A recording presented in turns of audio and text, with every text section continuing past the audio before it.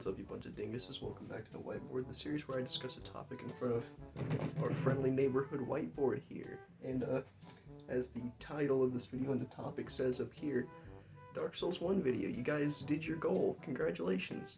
I honestly feel terrible from setting a goal for a video. That honestly felt like the worst thing ever. I didn't much like doing that. I probably will never do that again. But sidebar. Look, we got a new beanie here at the Gungar channel. My rabbit beanie. Nothing else, just a rabbit. There's no meaning behind it. Just saying. Anyways, so what I was thinking is I'm gonna go through every Souls game, starting with Dark Souls 1, then I'm gonna go to Dark Souls 2 when I buy it. But I might go to Dark Souls 3 first if that's cool with you guys. You guys down with that? So yeah, I've already got that one. I'm gonna download it tonight. Re-download it, I mean, because like I tried to play it and I just lost interest and I needed space for something, so I deleted it. But I'll jump back into it because after playing that game, or this game, I've pointed over there because that's where my setup is. After playing this, wow, my opinion has kind of shifted. I kind of feel bad for ragging on Dark Souls 1 so much. So, as you guys know, my typical format, we talk about the good, or what I liked, what I didn't like, and we come back at the end for a whole little, like, come together, of what everything is at the end. Let's get into it. You guys better also have a drink by your side while you're watching this, or some food or something. Let's hop right into what I liked about the game.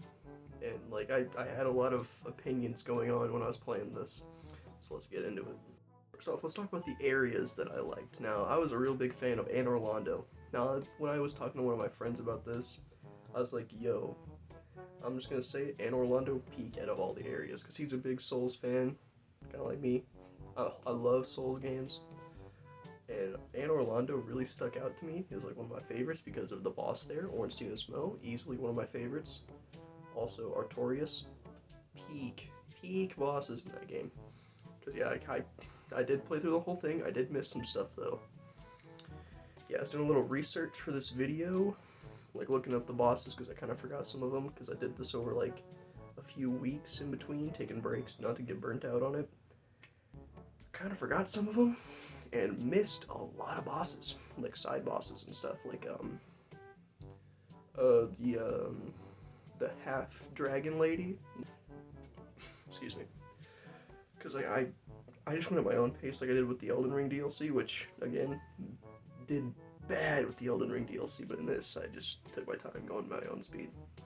So, other areas I liked, I really liked Undead Burg, which is the second area you go to, but the bosses there weren't very cool. It's kind of like the, dragon swooping in part, which I'm happy that wasn't a cutscene. That would have been really stupid.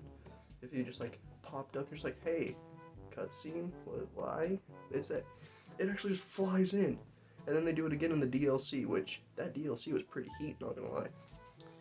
I also obviously liked Firelink Shrine. I've got one on here that's really, I'm not too sure if it's a really highly praised area. Duke's Archives. I was just a fan of it because it kind of reminded me of Mesmer's area with all the bookshelves and stuff. That was kind of what it reminded me of. And then Seath was cool. I didn't like how you have to die though. That was kind of stupid. You could probably fight through it, but I'm terrible at Souls games, so I probably messed up and died. Well, I did mess up and die.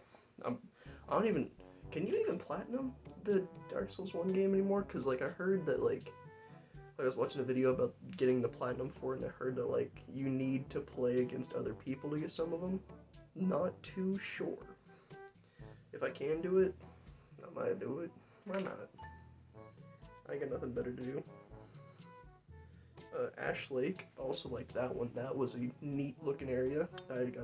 All that was there was a Hydra though to fight, and the clams. They just kind of were there. But it was alright. It wasn't that bad of an area. It looked really nice. I also liked Gwyn's area. Yeah, Gwyn's area was dope. I don't know what I was trying to think of. I think the only thing I just got kind of annoyed with Gwyn's area was kind of the run back with all the knights near it. but I managed to juke him out every time. Because yeah, I did kind of die a couple times. Like, I didn't cheese him, where I just parried him and then just stabbed him. I actually just treated it like a normal fight. Excuse me. Like, I didn't just, like, do what most people do and parry him. I actually just fought him like you're supposed to. And it was more fun that way for me, honestly. Because I'm trash at parrying if it's not in Bloodborne. Now, I know before I really ragged on the bosses of Dark Souls 1, but, as I got through the game more, like, after I'd, like, it's when I got to Quelaag and after Quelaag, like, everything before that, I did not enjoy. Like, Asylum Demon, Capra Demon, and Taurus Demon, I hated those bosses. They were just, like, I don't know, they're just mid. I didn't like them. Mainly Capra Demon, that boss made me want to die. Because of, like, the dogs, the small area, him having 2 machetes, and just, it was honestly annoying. But let's get into the bosses I actually liked. We got Gwen. That theme, bro, goes so hard, man. Made me not even care about dying. I just got to hear that again. Because I don't know if I mentioned, I really suck at Souls games. Just saying. And Ornstein and Smo, I really love that boss. Like I obviously summoned for it because I suck, but I probably could have just done it on my own, honestly. I just summoned, what's his name, Solaire, because Solaire, my boy, I love Solaire. And also that fight was incredible. I liked, it's basically just like it's like the better version of Godskin Duo. They didn't cook with Godskin Duo, but they sure cooked with Ornstein and Smo. Just saying, it's like they tried to recreate it, but it just like failed miserably. Speaking of bosses that they basically tried to recreate in Elden Ring, Sif, what the dog doing? Sword stuff. And I like Sif because like the lore of Sif was just kind of sad, bro. Like, it's just a puppy trying to defend his owner's grave. That's sad, man. Then we got right next to him, his owner, Artorias. Loved that boss. Like when he did the flip, I really started to fanboy. I was just like, and that's from Elden Ring. I put that move onto my on my greatsword so I could be Guts.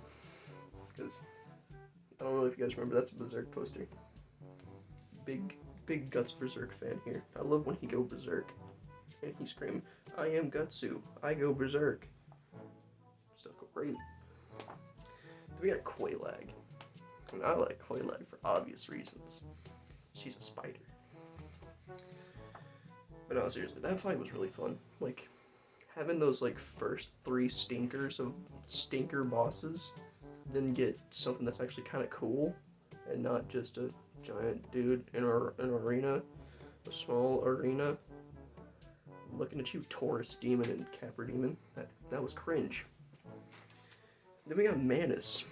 Now, Manus is a little hit or miss for me. Like, some of his sorceries, I couldn't really figure out how to dodge. Because, like, he either just brings them out, and I'm just like, where am I going? Or, like, his, like 6-piece combo that he does, like, we're ordering at, like, KFC or something. I mean, he's just, like, grabs you once and you're just dead. Or not dead, but, like, grabs you once and you're just in that combo. It doesn't matter when he gets you, you're just in the combo. And, like, that's kind of annoying until you figure out how to dodge through it, or like when to dodge, but it's not really dodging. You have to run completely the other side of the arena, meaning after he does that, you'll have to close distance again, and then more than likely he's going to charge something up and just elbow drop you to death. Which that was just kind of annoying. Then we got Seath. Now Seath, I kind of get like a little bit of like, hear a little bit of negativity around him, and I'm pretty sure it's just because of like the run back, which it's not really that bad considering the invisible platforms are just straightforward through it. You don't really have to think. It is a little annoying to have to deal with. Looking at you, Elden Ring. Have to access something from a stupid invisible bridge. That was dumb. Then we got Nito. I liked him because it kind of taught me to be patient, which I'm still in like the Bloodborne mentality of just go in and kill something really quickly. But with Dark Souls 1, you can't really do that. You have to like hold up a shield and block or you're gonna get murdered. Oh no, that YouTube murdered. But like, I don't know, it's just like really fun learning a different play style for something. Like, I actually learned not to just go in like I do for Bloodborne. Like, I had to like hang back and just wait for them to do their thing while blocking. And I'm kind of glad I learned something new. Going off of what I said, and this is gonna be like a dedicated part of just learning the new style of playing. Like, I liked needing to learn a new way of playing the Souls franchise than just me going in just bah bah bah parry parry parry with like a gun or something. Because Dark Souls has no guns. It's medieval, not Middle Age. What would you call Bloodborne's era? I don't know. But like, I liked needing to learn something new, like how to play a different play style, and you have to really you really have to learn that because of how slow the game is, which that's something I really complain about is I don't like how slow it is, but and how janky it is, which that's like from the time it came out, which is not a really good argument considering the remaster came out in 2018. They had a lot of time to improve that. Just saying. Also, sorry if my hair looks really stupid. I need a haircut. I'm trying to style with this beanie, but you know. Oh, we're gonna do that. That works. Also, I forgot to say, miniature hair reveal. Here you guys go. You guys can have this much. For now. Until I decide otherwise. Also, the game doesn't reuse bosses. Well, it does make Pinwheel a normal enemy, but it's only for like one section, and it's leading up to Nito, which I don't know if there's like some lore there, like with Bloodborne's Shadows of Yharnam, where they follow the queen, so it makes there's a lore reason for it. I'm not sure. I haven't played much of. I don't know much about Dark Souls lore. Just saying. Also, I really liked the weapon variety and the armor variety. Well, it's kind of like a, let's say it again, double-edged sword kind of thing, where I liked it, but it was also a little bit overwhelming with like how many weapons there were. Like, I didn't know what was good and what to pick, which, sorry Germans, I'm not sure how to pronounce this word. It's like Zweihander. If I pronounced that right, sound off in the comments if I did good. Which I used that for the entire game, which it was really fun with how much reach it had and how fun it and how much damage it did. But I felt a little overwhelmed with how many weapons there were, like, to pick from. Like, unlike Bloodborne, where you're just like, here's a weapon, here's its stats that it goes on, grab it and go. Make your build surrounding it and you're fine. But then, like, every enemy drops their weapon. I never knew what to use and what was good. And I did look it up a couple times, but I was just like, you know what, this is my playthrough, I'm gonna do it my way. My way or the highway. God, that was cringe. Also, the armor was really nice in the game. I used the Black Knight set, no. The weapon, the set you get with the Guts sword later on, like in Anor Londo. That set carried me through the entire game. I had it at like +3, most of it at least. Which, that system, don't look at that, that's for another video. Like, I really liked that, where you had to level up your armor to make it actually pretty good. And like, where you had to like level up your armor and make it like really successful to take a lot of damage and you taking less damage. That was fun. I also really like the atmosphere of the game, where it's kind of like in Borderlands 2, or Borderlands 3, not 3, Borderlands 1 and 2, where it's just like, you're fighting stuff, there's music going on, you're hearing like clanging of swords, for Dark Souls 1, by the way. And then you stop fighting, and there's nothing going on, it's just you walking around, your armor clanging, your weapon clanging a little bit, I think it was just your armor though. But like in Borderlands 1 and 2, where it's just like you're fighting, you're hearing gunfire, and there's like a little bit of background music, but the moment you stop fighting, all it is just guitar twangs, you know? Or like that atmosphere is guitar twangs, and Dark Souls' atmosphere is just your armor clanging around, you know? Now, sorry, let's get into what I didn't like about this game. Also, I feel like this is like the best Souls game for like leveling up your flask. Like the way like you need to get the rite of kindling from Pinwheel in order to get more flask. I feel like that's like the best way to do it. Like it makes you feel like you're actually progressing, like you're actually earning something as you go through the game. Like as you like go kill more bosses, you get an item to make you get more flasks. So like it actually makes it feel more earned rather than just being like, oh hey, look, undead bone shard, or look, golden seed, or sacred tear. That's just my opinion. I just feel like it's like a lot better that way. So let's go ahead and get into the stuff I didn't like, and I don't think there's as much as like I liked though, which was really shocking to me. So let's go ahead and start with like, I already mentioned the bosses that I did like. I know I already mentioned that I missed some stuff for the game because I just went at my own pace. So when I say what I'm gonna say, don't get too mad, okay? Any other bosses that I didn't mention I didn't like. They either felt really mid or just not really well designed. For example, like you guys know like the centipede demon? That fight is really stupid.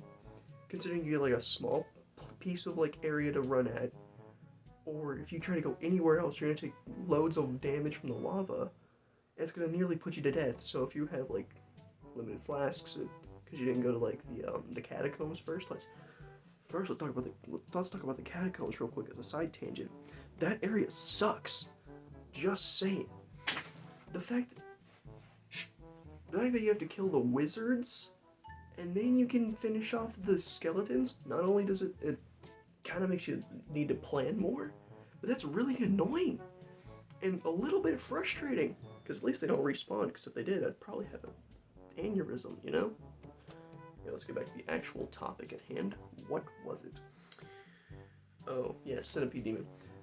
The fact that you have to rely on being on such a small piece of like land in order to fight it is really stupid and really annoying. And then we've got like I've already talked about Capra Demon, Silent Demon, and the other one. What's another good example? Moonlight Butterfly. Now don't get me wrong, I like that boss's design, but man, I hate bosses that force you to like change your play style, or like if you have nothing spec'd into stuff that you need for a boss fight. That's really dumb, and I hate that in any game, not even just FromSoft games. Because if you have to like completely restart your build, or like pick something else up to do it, which is going to do like minuscule damage, because you pick up like a bow doing like a strength build, you're going to do nothing. You're going to do no damage whatsoever unless you go out of your way to like grind for souls. And I don't want to do that. So I just summoned the witch, honestly, and she like did the entire fight for me. I got like one hit in, honestly. Which I don't like that, because it doesn't feel like I earned the win. It feels like the NPC did it for me, which is, well, that's exactly what it was. So that's why I just don't like Moonlight Butterfly, is like the only way I could actually do damage is if I had like a completely different play style, that being like ranged, like bows or magic or something. And I don't like that, you know? I mean, it's a side boss, but, well, you actually have to do it to get the upgrade thing in the tower, right? Pretty sure. I don't like how slow the game is either, which that could just be a thing with like it being originally on PS3, because it did come out in that era, I believe. I just don't like how slow it is. Like, it's a remaster. I played the remaster version. Excuse me. On PS3 or 4, my bad.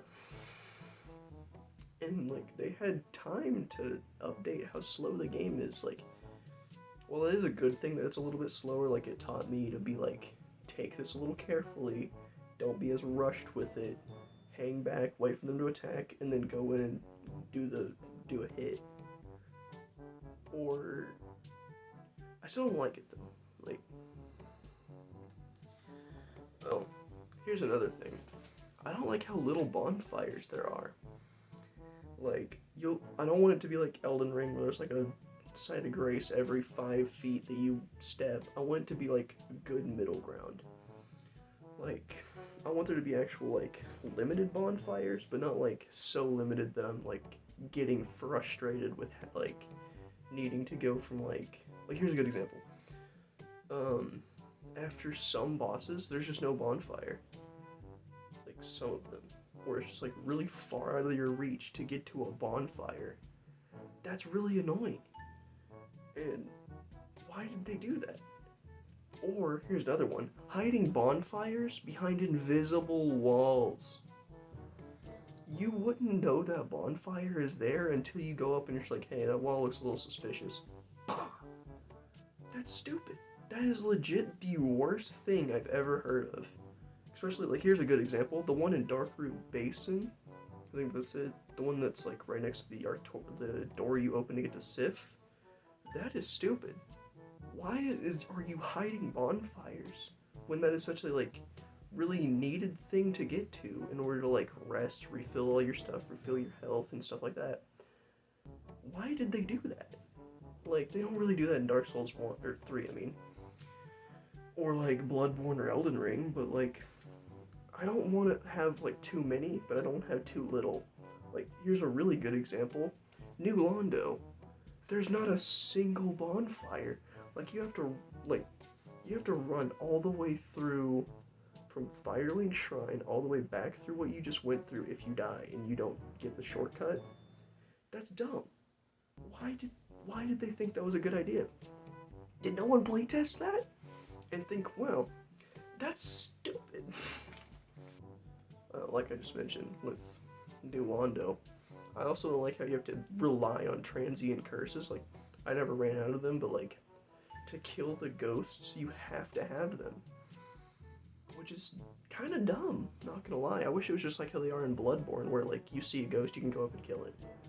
Like, sure, it kind of makes sense, like, you need to be like, a little dead, I guess, to like, kill them, to like, interact with them and stuff. Like, if you look at it that way, it makes sense, but from a gameplay perspective, it's kind of stupid.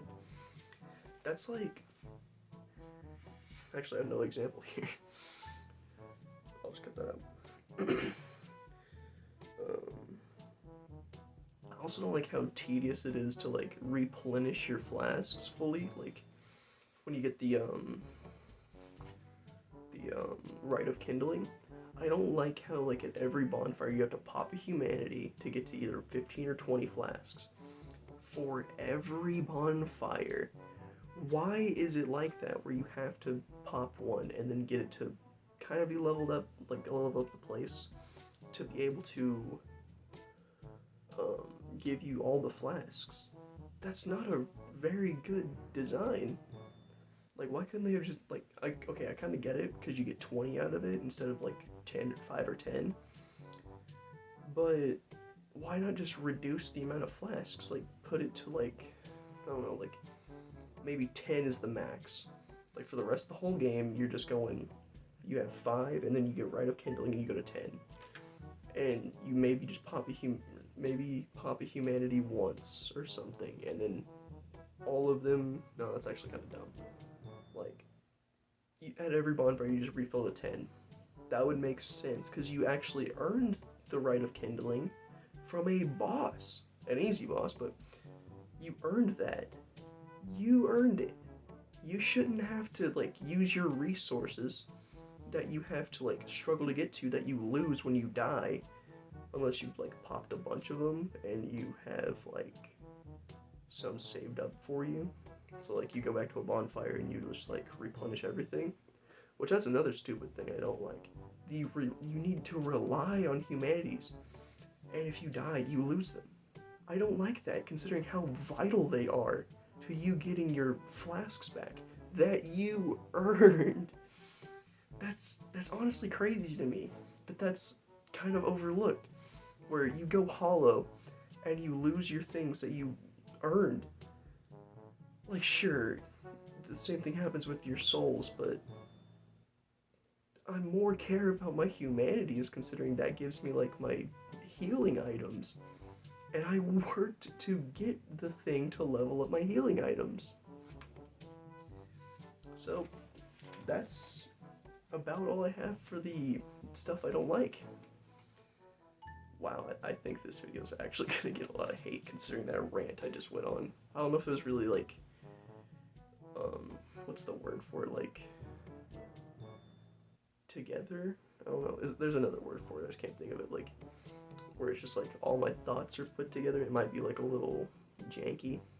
That's just my thoughts about it. I know not all you guys probably won't agree with it, but like, that's just my thoughts on it as a person playing Dark Souls 1 for the first time. So let's hop into my final thoughts about what I just said. So yeah, I'm not gonna put a like thing on this where you have to like get to a certain amount. I actually want to do a series where I do every Dark Souls video, like every Dark Souls game, like 1, 2, 3, nearly said 4. Bloodborne, Sekiro if you're interested in that, Elden Ring, maybe Demon Souls if I can get it. I'll actually do that. I'm actually interested to play the entire Souls series to see how it evolved. I already know that Dark Souls 3 is kind of like better than Dark Souls 1. Don't get mad, just saying. That's just my thoughts about it.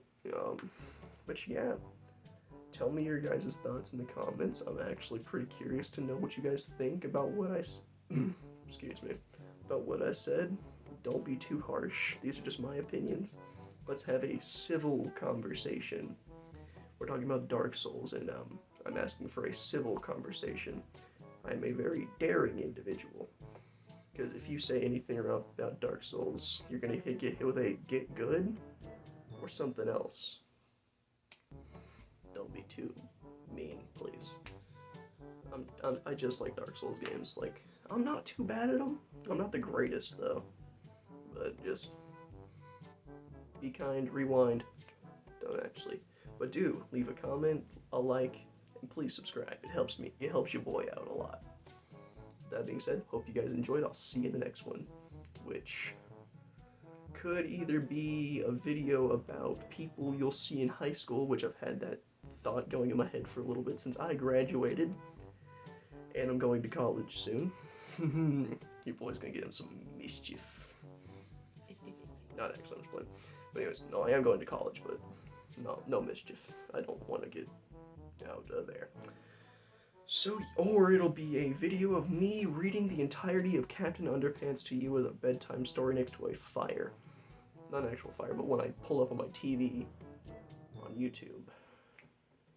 It'll be up soon, I don't know. But I hope you guys enjoyed this one. Catch you later.